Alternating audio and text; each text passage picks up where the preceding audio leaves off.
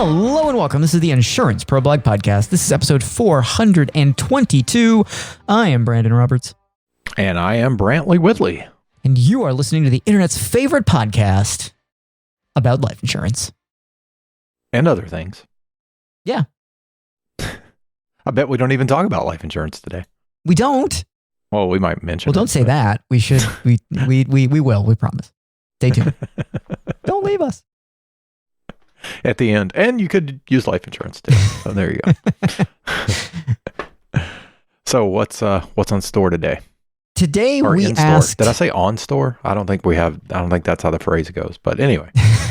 Hey, go ahead. We have Brandon. a long-standing tradition of tripping over phrases and making up new words, and there's a lexicon of the Insurance Pro Blog. I was sitting on my rocking porch earlier today. There you go.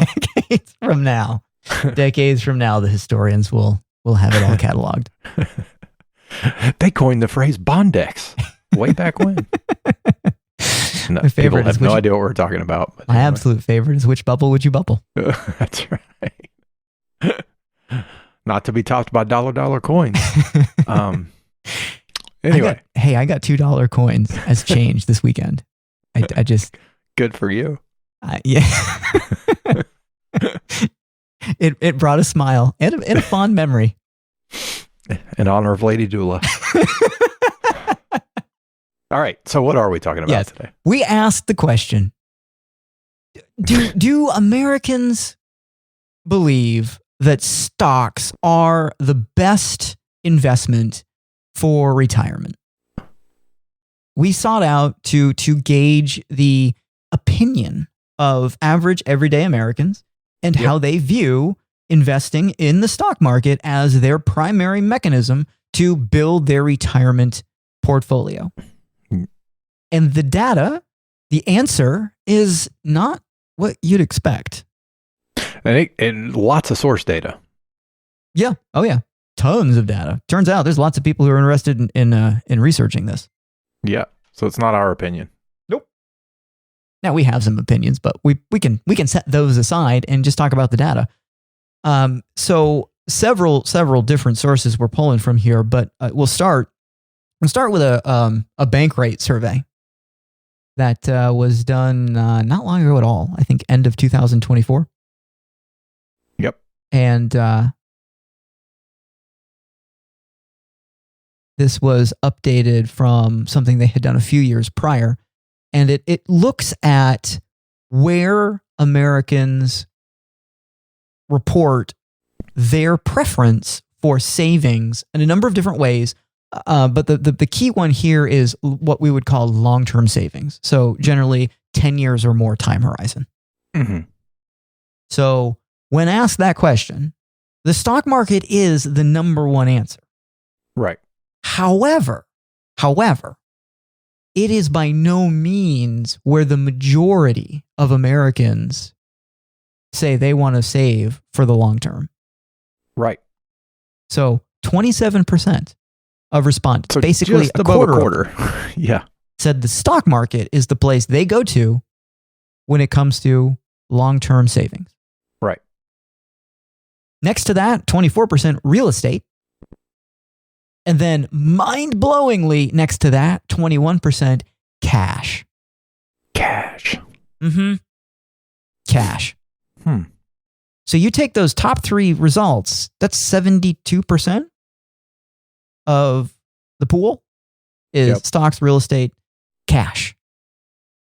And then there's, we fall off a cliff after that in terms of percentages. Gold falls in at 9% of respondents, Bitcoin at 6%, bonds at 6%, and then there's an other category that comprises 7% of respondents. Wow. So yes, stocks are there. And if we're ranking the categories, they are on top, not by much, but they are there.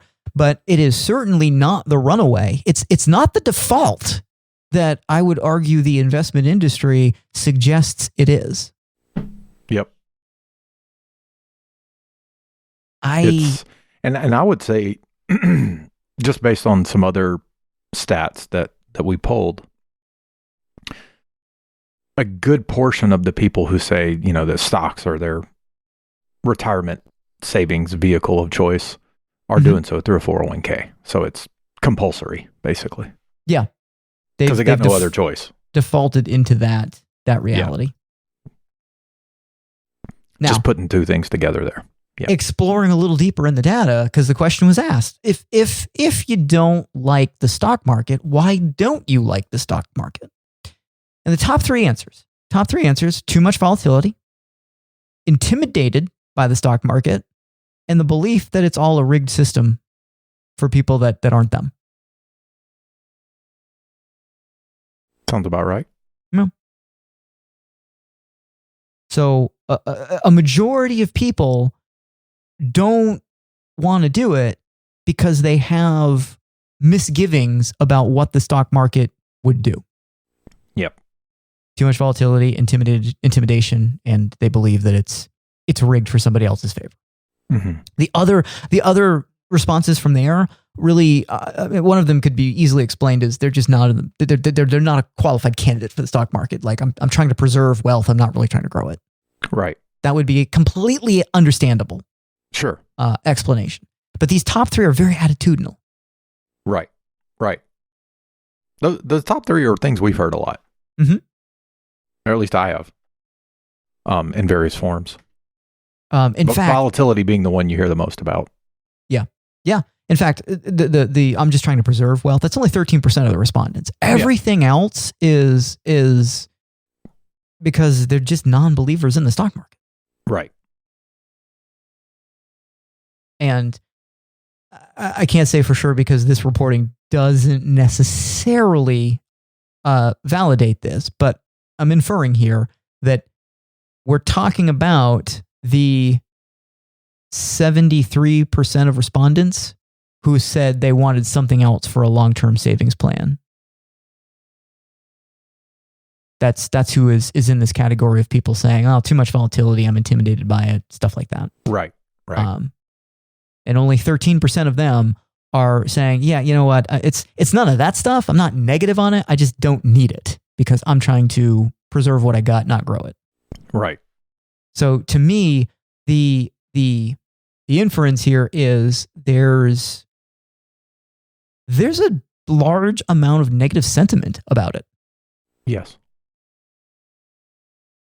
Among and that was before the last few weeks. Yeah, all this happened before anything. Well, but before any of this has unfolded this year. Right. This survey was wrapped up before Donald Trump took office. Yeah. So no tariffs, no tariffs, no tariffs. Who's talking to who? None of that.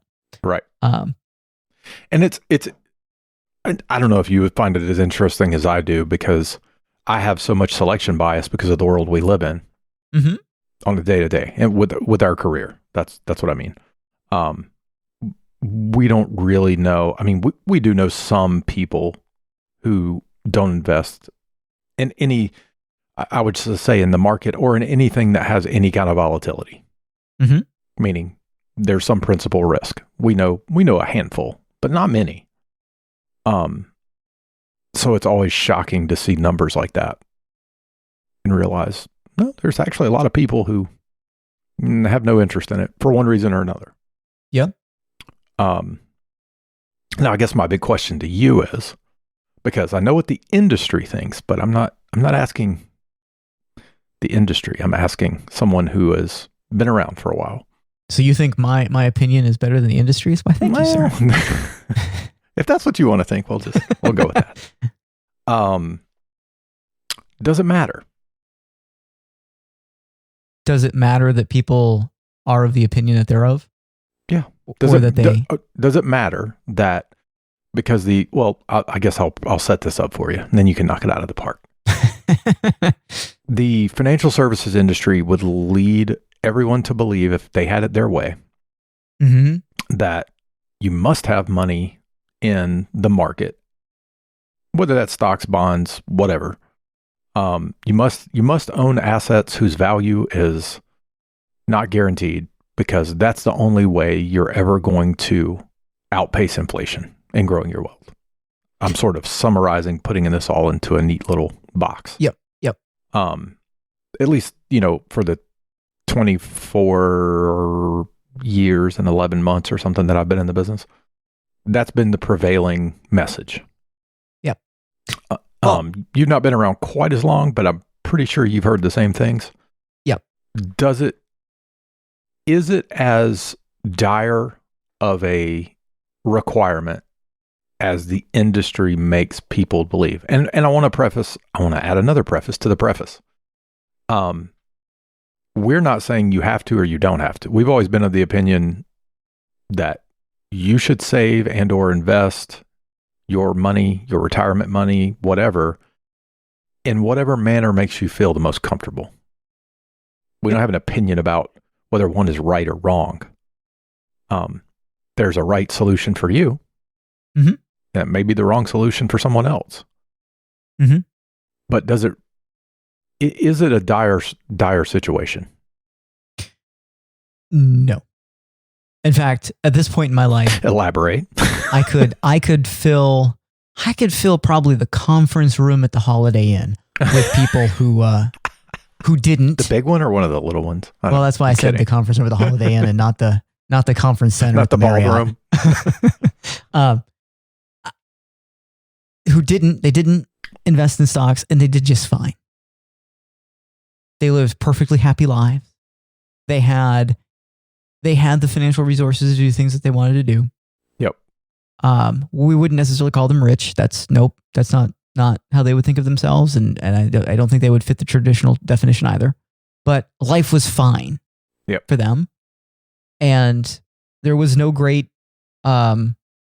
sacrifice. There was no we can't do that because we made these decisions to not buy stocks. None of that happened. They did quite well. Mm-hmm. So we don't really need an overwhelming number of people to prove that you don't need to. We just need one. Right. And we have more than one. So no, you don't have to buy stocks if you don't want to. Right. And I think that's one of the weird situations people find themselves in as they get into adulthood and they start to take retirement preparedness more seriously. And look, I'll tangent for just a second to say that you may find yourself in a place when you're 55 and you haven't saved anything, and now you're trying to save a lot of money and grow it as fast as possible. You may be forced into something riskier like stocks to capitalize retirement adequately. But if things start sooner than that and you've got a healthy savings rate, you get to choose. You just have more options from which you get to select. Right. Stocks could totally be one of them. And quite honestly, if you came to me and asked, I would advocate for them. But that's entirely up to risk preferences. Agreed. And to your point that you already made, we are not of the opinion that you must, at any age or at any point, buy some particular asset, specifically stocks, because we have some unquestioned belief that they are going to be the highest accumulator of wealth. Full stop. Yeah. And we've even had people who don't, I would say in terms of the financial assets they own, they are at the bottom of the list in terms of risk profile. They don't have anything that has any volatility whatsoever. Mm-hmm. And I think the financial services industry taught me to believe that people who are in that camp are just ignorant. Yes. Oh yeah. There's an over. Yeah. But no. What I was going to say though is what I've heard repeatedly is from people, I probably could do better if I did this or that, but I don't like to see my money move around. And better in what way? You're right.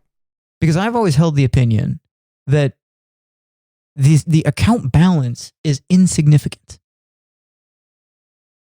And we get focused on that a lot. The investment industry intentionally tells you that's what you need to worry about. Yeah.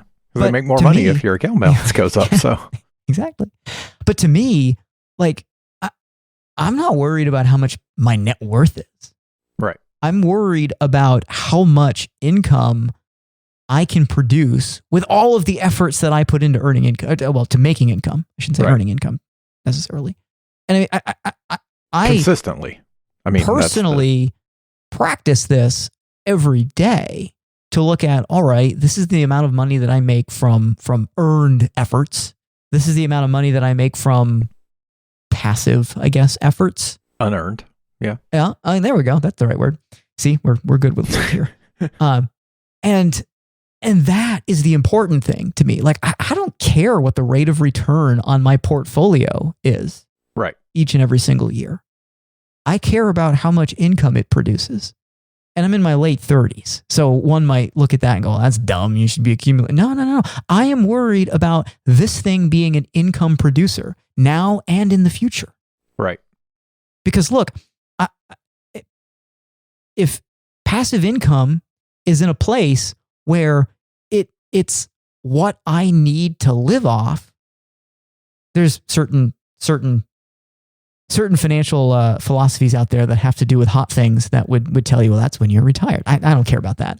All I care about is the sort of peace of mind that says, well, we're going to go and we're going to work and do our things, and insurance is great.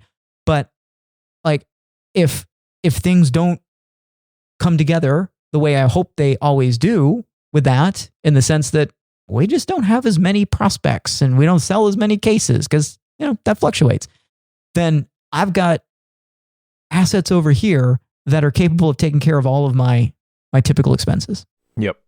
Some of my discretionary ones too, which is really cool. And not to get hokey, but yeah, that's how I know for a fact that's how you and I for years have defined financial freedom. Mm-hmm.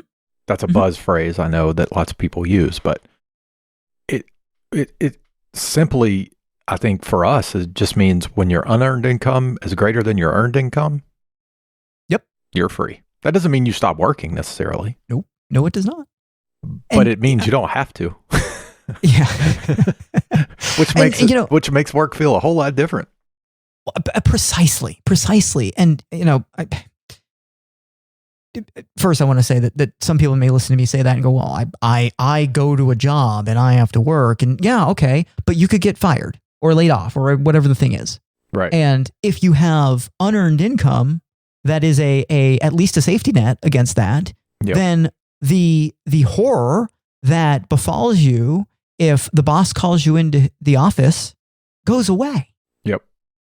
It's not the most delightful circumstance to be experiencing, I grant you, but it's not nearly as bad as I don't have any unearned income. Yeah.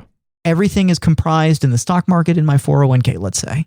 And I don't even know what any of that means necessarily, because all it is a number that I can't decipher, which is what most people find themselves doing when they invest heavily in the stock market. And now I'm sent into this horror panic mode because I need income and I don't have it right now. Right. Totally different place to be in. Yep. And I can tell you because I've helped people with this transition. The move from I'm working to I'm retired is seamless when you already have the mechanisms in place generating income. Yep. Exactly. And let's play out your scenario one step further. Okay. You get called into the boss's office. You get handed your papers. Maybe you work out another couple weeks, maybe not. Mm-hmm. You and I live in a world where we never got to work another couple weeks. They pack your box and have security escort you out of the building. But the freedom that you have if you have enough unearned or passive income that will, at the very least, pay your mortgage payment, your utility bill, your basic living expenses on a month-to-month basis. If you have that and you're at a point in life where you're like, I still want to work. Think about the leverage and the patience that you can have in finding that next gig. You mean you don't have to jump at the first crappy job that comes your way? You don't. Imagine that. You can wait for the right thing. Mm-hmm. If it takes 6 months, okay. Takes a year, okay. Mm-hmm. You're operating from a completely different place. You know, and it may be I heard someone tell a story about this, and it changed my thinking about it. It wasn't even directly tied to their compensation when they went into that. This was a person who had enough unearned income. You know, they lost a job. They went to look for new jobs. Not right away, but, you know, within a couple weeks they started. And when they went in to negotiate, it wasn't even because the career field they were in, the compensation wasn't, they weren't going to make, you know, $100,000 more than they made at their last job. That just wasn't going to happen. Yep. They might go from, you know, 80 to 85,000 or something like that. Mm-hmm. But what he talked about, the leverage that it gave him in the negotiations in his new job was like, you know, I know you said this comes with 2 weeks of paid vacation. I'd like 6. So a little more intangible sort of things that you have some leverage to apply mm-hmm. in the negotiations when, you know, let's say someone wants to hire you, they told you they want to hire you, and now we're negotiating the terms. And the story I remember was pretty funny because he was like, the HR guy was like, no one's ever tried to negotiate anything before. So, like it changes the whole game at that point. Yeah. And I'm not suggesting you should be a jerk. And that wasn't the story at all. It wasn't like I'm better than you, or there was no air about the guy who was doing the negotiation. It was just, I mean, I want some more time off. Mm-hmm. Then I'd like to be able to come back to my job. Mm-hmm. So there are a lot of things that that you have working in your favor when you're in a position to have more than enough unearned income. That's hard to get out. Then you have expenses. And there's something else. And this one is the most mind-blowing and the most exciting to me. When you focus your efforts on assets that are going to create income, yep, the amount of money that you actually have to accumulate to do that successfully is way less than you think. Generally speaking, yeah. So, like, for the people who are out there using those calculators on the internet to save for retirement, and they're looking at their 401k balance of $300,000, and they've been told that they need $3.2 million in order to retire on the income that no, none of that has to happen. Like, well, as long as I wait till I'm 125, I should be all set. Mm-hmm.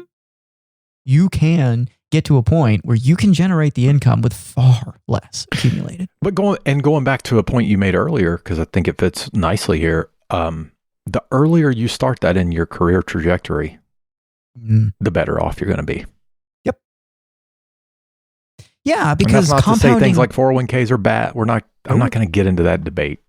Nope. But compounding works both if you're trying to just to grow a larger balance for whatever reason you do that. Yep. As well as trying to accumulate income benefit from assets that are designed to do that. Yep. Compounding still works regardless of the goal. I don't know if you do this or not, but when I'm putting away money for income to create income, mm-hmm. I do silly, I guess, gamified things for myself to make it more palatable. In terms of, I know what I can do with the money right now, but I'd like to have some later. I go, for every $1,000 I put away, that buys me $20 of income, whatever the number. I'm making the numbers up, but yeah, you get what I'm saying. Like, that makes it way easier to do. Because there's a tangible outcome on the other side. It's not, oh, I'm putting this money in this whatever it is, and I'm just hoping it goes up. There has never been a source of income that I have been more delighted to receive than the very first distribution I got from an investment. Yeah. Yeah. And years ago, like when $12. $12. Yay. Years ago, when it was a couple $100 a month, that was so much more exciting than the much, much larger amount that was coming in from earned efforts. Right. And it's grown considerably. I don't even have to work for that money. And it just does something to you. Yep. Another interesting stat here, and this one came from the BBC of all places. Only 35% of working Americans contribute to a 401k. Yeah, I was shocked by that number. I thought it would be higher than that. Well, I do know that when it comes to retirement assets, we broadly defined as defined contribution plans, defined benefit plans, and then IRAs as a separate category. Defined contributions, 401ks being the largest within that category. Mm-hmm. They're the smallest asset-wise of the three. What were the other two? I'm sorry. Defined benefit plans, so pensions. Oh, okay, yeah. If we look at the assets that are held in pensions. Sure. And the crazy thing about pensions is you're talking about a tiny, tiny segment of the population these days. Right. So municipal and government, federal government employees. And then IRAs, they encompass a bunch of people. It's hard to necessarily pick those apart. And the numbers are a little more estimated on the IRA side because there's not as much filing when it comes to assets housed, right, as would be the case with pensions and defined contribution plans, because those have specific requirements for disclosure. But as I remember the numbers, 401k assets, or defined contribution assets in the United States, they total like $8 to $9 trillion. Uh-huh. Versus pension assets, which are sitting about double that. Right. And then IRA assets are estimated at something like $12-ish trillion. Yeah. But we don't know for sure, but I would hazard a very educated guess that many of those IRA assets are rolled over 401ks or pensions. So. Yep. Yes. Because that's where you and I typically see the largest balances in IRAs, is because they were not contributory. In other words. Now, to put a bit of a neater bow on this, I would suggest, based on what we've just talked about, that if people were to at least get the chance to make a decision on investing in the stock market, which I'm using very broadly and loosely by definition. Right. But they were given the chance to say, oh, look, you can do it from an accumulation traditional standpoint, yes, but you could also do it from an income generation standpoint. Like, let's just buy things that have good dividends, for example. Sure. And if we had that conversation with people who are much more apprehensive to go into stocks, they would become a little bit more interested in that place. Well, I don't know if you ever encountered any. I encountered some older defined contribution plans that be 401ks, 403bs, 457s, depending on what industries you're working in, as they all basically work the same way, that were annuity contracts. Yep. That was very prevalent back in the 80s and 90s. Mm-hmm. And some of those, not all of them, but some of them, on the statement that you got, at least the annual statement anyway, it showed at various ages what your income could be. Yay. And I just thought, I mean, there's an argument to be made that they didn't perform all that well compared to the market. But there's also an argument to be made that if people knew what they were getting for what they were contributing, wouldn't that encourage more people to do it? And to just keep doing it. And I'm sure you've met a number of people who have at least a much more educated guess about how much money they could create in retirement. Two things. One, I'm sure you've met a number of people, as have I, over the years, who have accumulated money in something like a 401k. Mm-hmm. They separate service from wherever they are. They oftentimes cash out the 401k inadvisably. Right. And all of the, you should be in the market because you'll get so much benefit, it goes out the window. Yep. Or they get to retirement and they start liquidating the 401k at a rapid rate because they look at it as, I have $600,000 in my 401k. Right. And I've never had that much money in my possession at any time at any other point in my life. Right. And I want to go buy a brand new car because I've never had a brand new car without a loan on it. So I'm going to pull $60,000 out of my 401k and buy a car because I got $600,000. I got enough money. What does $60,000 get you these days? A Corolla? A new one? It might be a little better than a Corolla. Camry? A month or two, probably buy about 3 Teslas. But they do that, and then they realize taxes are real. It cost them 80. It cost them 80 yeah. at the end of the day. But this is the kind of stuff that they do, and all of the I got so much benefit out of the stock market kind of starts to go away. Yeah, because you don't realize that there's certain rules you kind of got to live by because you went about it this way. Yep. And just because you feel like you have a bunch of money doesn't mean you actually have a bunch of money. Quote of the day. The other thing, and this will be more next week than this week, but there is data that shows that for retirees right now, the desire to spend money saved in the market is not high at all. Mm-hmm. Where does that come from? I mean, what, in your opinion, like why? I think we should save that for next week based on where we are time-wise here today. Nice tease. Yeah, see that? We're forward thinking just a little bit, taking us 12 years to get here, but here we are. Yeah. So that's better for next week. But I did want to make one more point because this is the Insurance Pro Blog podcast, and we mentioned we'll throw life insurance at some point. So I mentioned earlier that you don't have to accumulate as much when you focus on income, and I mean that across the board.